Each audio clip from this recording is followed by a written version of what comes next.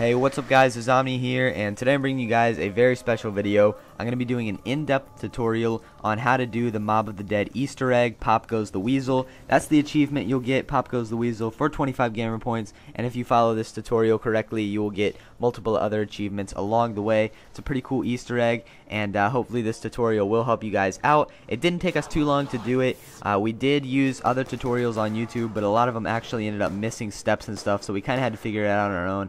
But if you follow this tutorial correctly, then it should be no problem. If you do have any questions, make sure to tweet me or leave in the comment section below, and I will be sure to help you guys out on that. And also, this was recorded in theater mode, so if things look a little bit weird, I apologize for that, but it shouldn't be too big of a deal. So let's get started.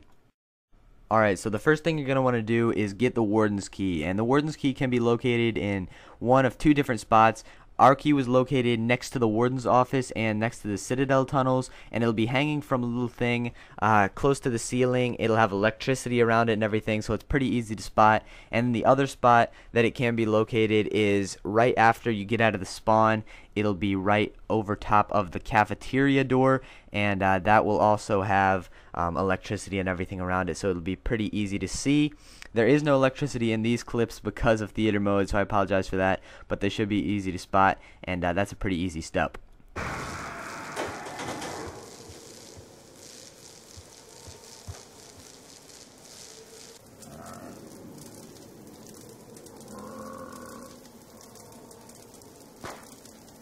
So after you find where your key is, you're going to need to get your key, and how you do that is you need to put yourself into Afterlife, and there will be a little blue tunnel that you can go into while you're in Afterlife up above where your key is. You need to jump up into that, and you need to shock the computers above the key, and when you shock the computers, the key will drop down, and then you can get it and you can go on your way.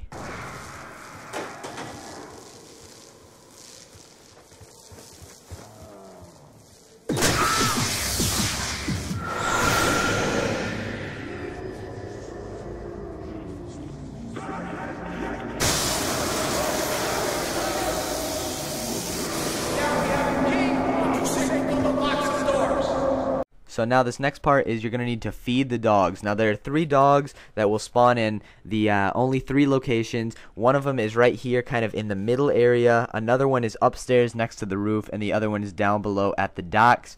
And how you're going to feed the dogs is you're going to need to kill some zombies next to the dogs, and the dogs will suck them up and they will eat them, and then once they eat enough zombies, they will disappear back into the wall, and a little bit of a music will play, and you're going to need to feed all 3 of the dogs, and then we can move on to the next step. That's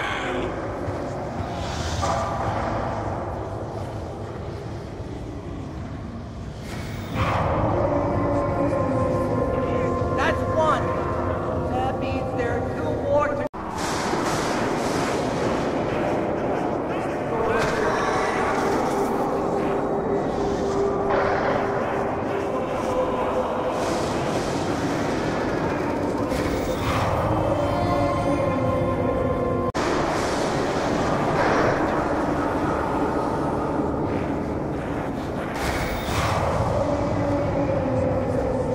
After you feed the dogs, a wall will open up in the Citadel tunnels, and it will reveal the Hell's Retriever. It's just a glowing red tomahawk. You're going to need to pick that up. That's very, very important.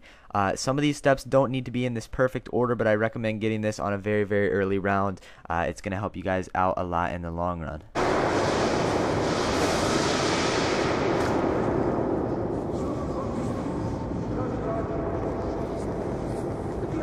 Okay, so once you get the Hell's Retriever, you're going to need to go around the map and collect 5 blue skulls. Now, you can't see these skulls unless you're in Afterlife mode, but you can still throw the Hell's Retriever at the spot where it would be, and you will collect it. Your guy will say something, and it'll make a little sound effect. So pay close attention to where the Hell's Retriever is thrown in these next clips, and you should be okay. There are 5 locations. One is on the roof. The next one is over at Juggernog. The next one is down at the docks on the side. You're going to need to throw the Hell's Retriever at a boat. The next one is in a jail cell next to the white ramp, and the last one is in the warden's office, and you will need to throw the Hell's Retriever out of the warden's office window at a light pole. And once you do that and you collect all 5 of the skulls, a blundergat will appear in the middle of the warden's desk in his office, and you'll hear the demon laugh, and then the guard will say something to you, and that step is complete. This step can be hard, so make sure that you pay close attention and keep trying until you end up getting all of those skulls.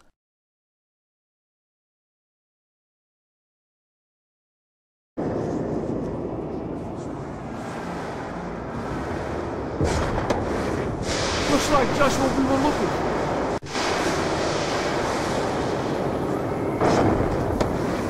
What is this about?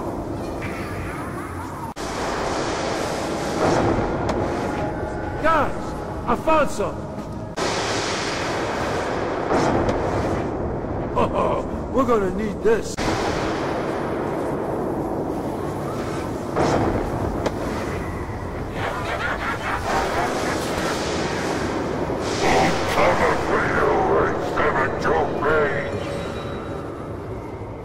Alright, so after you get the blue skulls, I recommend you go ahead and complete the cycle 3 times. And if you guys don't know what completing the cycle is, that basically means you're going to need to build the plane, get on the plane, go to the Golden Gate Bridge, get in the electric chair, and come back to the island. That's one cycle. You're going to need to do that 3 different times. If you guys don't know how to build the plane, just go watch another video real fast about how to build the plane, and then you can come back to this video and continue on with the Easter egg.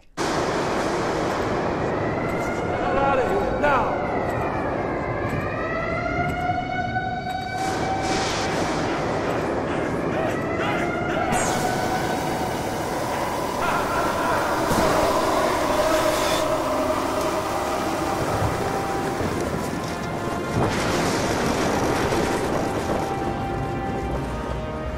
Strange fucking storm.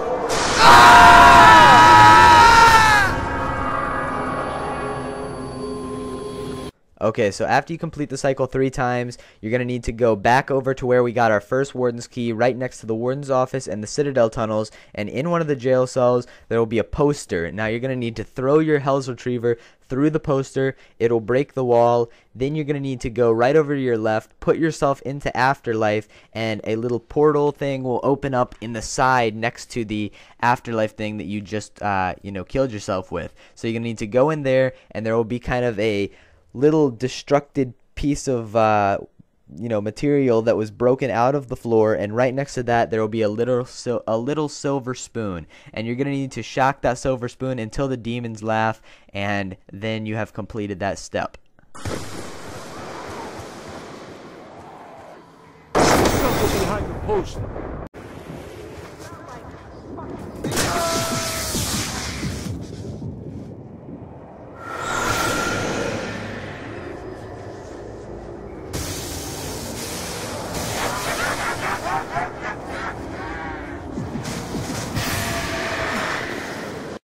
After you get the silver spoon, the numbers that you needed to get one of the parts will start ticking, and then you can go on to the next step where you're going to need to type in some codes.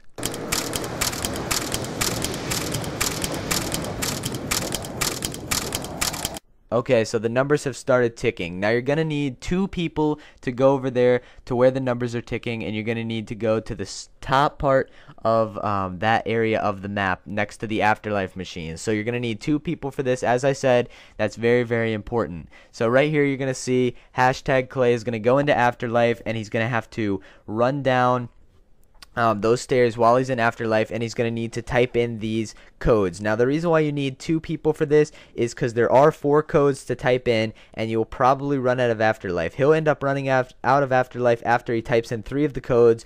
I have to be there to revive him.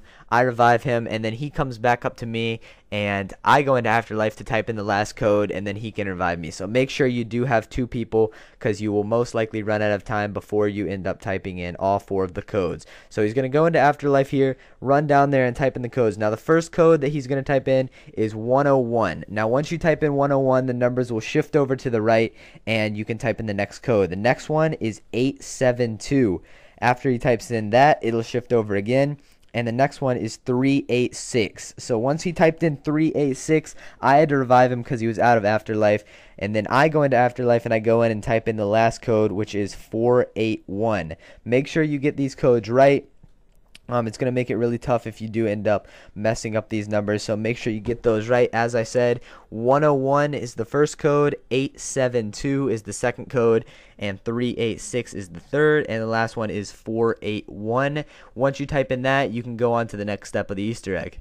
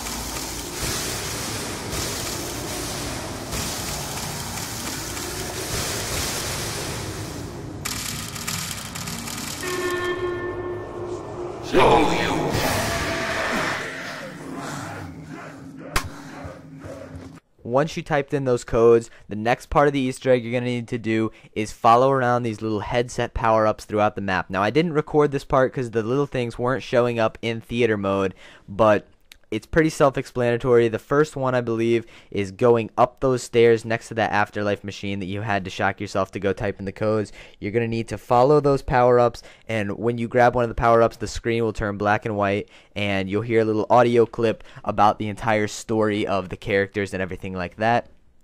It's pretty awesome. That's pretty self-explanatory. Just follow those, and it'll lead you up to the roof where you'll get that final audio clip. Now, here's the really cool step and the final step of the Easter egg. Now everybody's going to need to go into that room underneath the roof where the final dog was that you had to feed, and there's an Afterlife machine there. So make sure 100% for this part, the plane needs to have all of its fuel in it again. You have to have all the parts built on, ready to take off. So go into this underneath room, and everybody's got to also have an Afterlife. So what you're going to need to do is everybody's going to need to go into Afterlife at the same time. And then one person, or all the people preferably, I'm not 100% sure how this works, but when we did it, me and another guy ran up to the top near the plane, and then the other one was kind of lost for a second. So we ran up to the plane, and it kind of just, we went up to it, and we held X, but it didn't do anything, and it kind of popped us up onto the plane while we were in Afterlife. And the person that wasn't even close to the plane, it also popped them up as well. So it kind of teleports you to the plane, but I recommend just going up to the top and trying to get on. Don't jump, just kind of stand right there behind it. And everybody will be on the plane in Afterlife. Now, while you're in Afterlife, you'll take off on the plane, go to the bridge, and you'll land on the bridge while you're still in Afterlife. Your Afterlife won't be going down at all, so you'll have unlimited Afterlife. And you'll need to go over to your characters who are sitting in the electric chairs on the bridge. You'll need to revive them. Now, here's the cool part. Whoever the Weasel was, whoever's character was the Weasel, is going to actually have to go up against the other two players on the bridge, and they're going to have to try to kill each other. And that really doesn't have anything to do with it. I can't remember the two options it gives you at the end, but either way, you do get the Easter egg. It is pretty awesome. And that is it for the Pop Goes the Weasel achievement. I hope you guys did enjoy the video. It was really, really fun doing this Easter egg, and it took a lot of hard work to edit this video, so I would really, really appreciate it if you guys would share this with your friends, and also leave a like on the video if you guys did enjoy the tutorial. Definitely let me know if it did help you guys out, and make sure that you enjoy this last part of the Easter egg. Hope you guys can complete it as well. See you guys later.